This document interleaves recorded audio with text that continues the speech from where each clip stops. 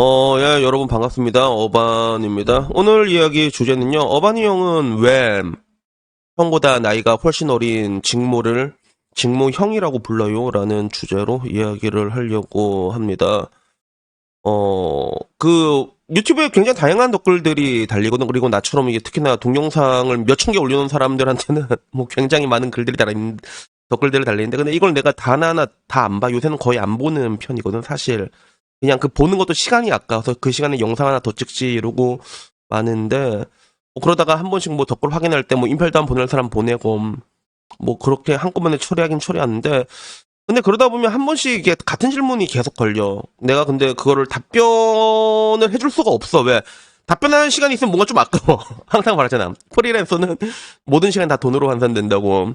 그래서 뭐 그런 부분들이 있어서 넘어가는데, 이제는 내가 뭐 라디오 방송도 많이 하고 그러다 보니까 나의 그런 생각과 사상에 대해서 어느 정도 알고 있는 사람들이 대신 답을 달아주거든. 그래서 얼마 전에도 그 댓글이 달리더라고. 어바니 형은 왜 나이가 훨씬 어린 직무형을 보고 그 직무라고 부르지 않고 직무형이냐 부르냐 하니까, 그 밑에 어바니 형은 자기보다 잘 나가면 다 형이에요. 약간 이런 식으로 적어놨을 거야. 그래서 이게 내 실제로 한 얘기이기도 해.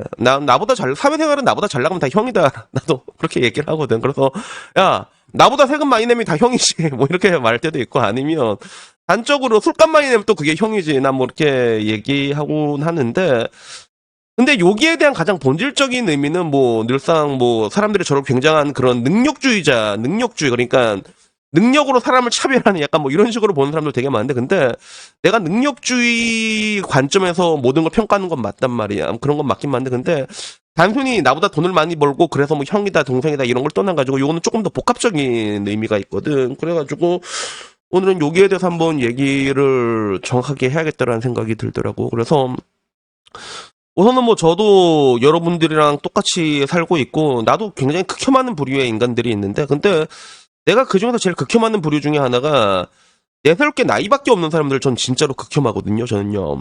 그런 사람들을 싫어하고, 그리고 그런 관점에서는 사실 실력으로 평가받는 게 맞다고 생각을 한단 말이에요. 근데 그래서 내가 누군가를 부를 때는 이게 자연스럽게 나오는 것 같아. 일단은 내가 뭐 유튜브 할 때도 뭐 보통 뭐 아무나 대충 부르잖아. 전단이면 전단이고 대통령도 뭐 대충 부르는데, 근데 원래 이게 기본값이야. 원래 이게 기본값인데, 내가 조금 알고 있는 사람이라던가 아니면 내가 그냥 알지는 못하지만 뭔가 좀 리스펙트한 마음이 든다거나 그러면 호칭이 조금씩 달라지는 경향이 있거든.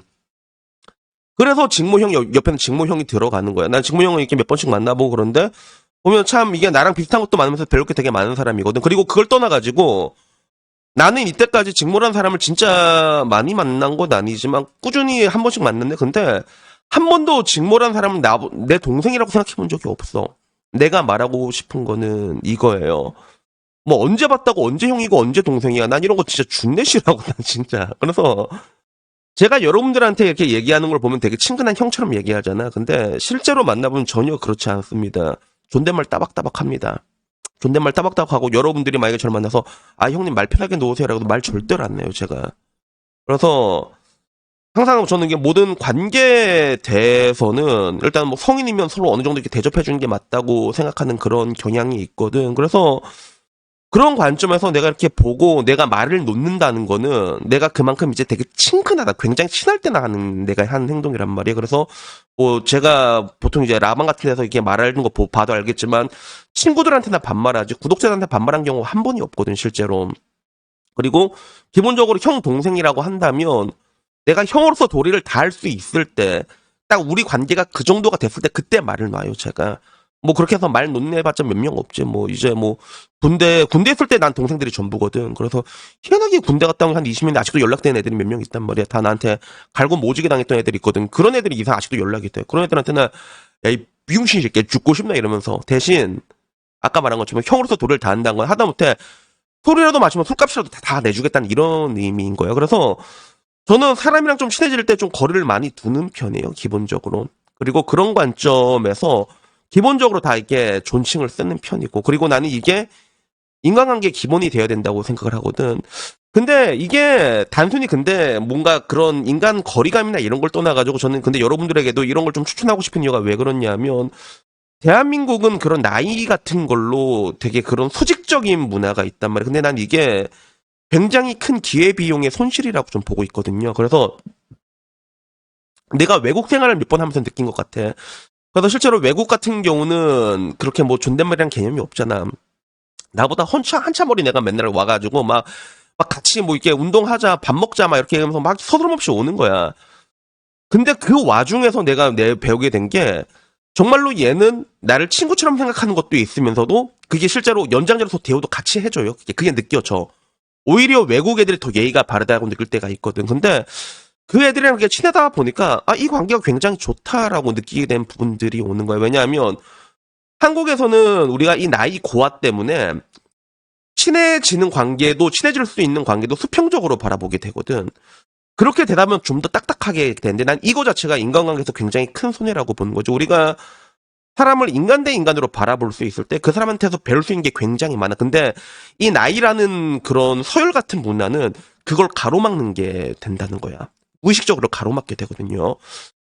그래서 저는 그런 것 같아요. 저는 뭐 지금 와서도 좀 친하게 지내는 애들 중에서도 나보다 나이가 어린 애들도 있어.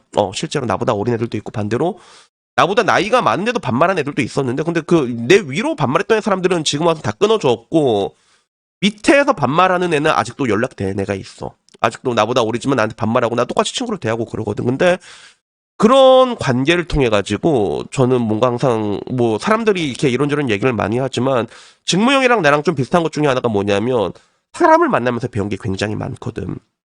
그래서 죄송하게도 저는 좀 부끄럽게도 책을 딱 봐도 책을 그렇게 많이 읽어 보이지는 않잖아. 근데 사람들이랑 얘기를 하면서 그 사람한테 뭔가를 좀 많이 배운다는 걸 많이 느낀단 말이야. 근데 우리가 그런 나이나 이런 것들에 대해서 가로막히게 되면 배울 수 있는 것도 못 보게 가로막아 버리는 것 같아요. 그래서 저는 궁극적으로 여러분에게 얘기하고 싶은 게, 내가 뭐 그런 이유로 뭐 이제 직무 형이라고 부르고 뭐 이런 개념이 아니라, 능력주의 관점에서도 존대를 하고 이런 개념이 아니라, 여러분들도 여러분 인생에서 다양한 사람들을 만나게 될 거거든. 근데 그런 사람들에게서 여러분의 나이를 내려놓고, 이거는 한국 사회에서는 여러분이 풀어준 게 좋아. 여러분들 나이가 어리더라도 어차피 나이 성인 되면 서로 존댓말 써야 된단 말이야. 존댓말 쓰면서 한번 계속 봐봐. 괜찮으면 그냥 편하게 한번 지내보세요. 그냥 편하게 지내보세요. 서로 존칭 쓰면서, 단순히 얼마 만나지도 않았는데, 야, 내가 형이고 네가 동생이고 어차피 술 안 사줄 거면서 형 동생 하지 말고 그런 식으로 인간 대 인간 관계를 수평적으로 바라보라는 거지. 그러면 그 가운데서 정말 많은 것들을 배울 수 있다. 저는 그런 걸 좀 많이 느꼈거든요. 그래가지고 오늘은 그냥 이 이야기를 하고 싶었어. 참고로 이 관계는 연인 간의 관계에서도 마찬가지예요. 저는 제 여자친구도 굉장히 나이가 어렵지만 존댓말을 하는 편이에요.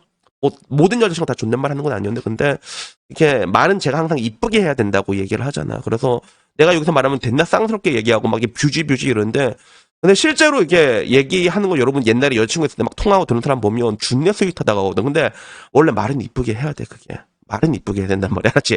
약한 남자는 쓸모가 없지만 말은 예쁘게 해야 돼. 그래서 그런 것들이 내가 좀 살면서 중요하다고 느껴가지고, 그냥 오늘은 제가 느낀 이야기들 여러분들한테 얘기를 하고 싶었어요. 그래서 대한민국이란 나라는 그 나이에 굉장히 많이 얽매여 있거든. 근데 되게 웃긴 게, 조선시대에도 그런 거 없었습니다. 옛날에 뭐 오성과하는 이런 사람은 나이 막 8살 차이 났는데 친구 먹고 그랬다니까, 실제로.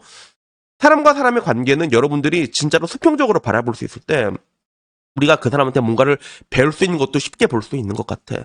그 나이란 거에 막혀 있으면 자존심만 내세우게 되고, 그러다 보면 결국에는 꼰대가 되는 것 같아. 그래가지고 오늘은 그냥 이런 미지근한 이야기를 한번 해보고 싶었습니다. 그래서 여튼간에 내가 느끼고 있었던 거, 저는 이 나이라는 문화 때문에 대한민국에서는 굉장히 많은 인간관계에 대한 기회비용을 잃어버리고 있다고 생각하는 사람이거든요. 그래가지고 단순히 호칭을 넘어가지고 여러분들에게도 그냥 오늘은 이 이야기를 한번 해주고 싶었습니다. 그래서 뭐 오늘 이야기는 여기까지고요. 다음에는 좀 다른 이야기로 찾아뵙도록 하겠습니다. 이상입니다. 감사합니다. 야옹.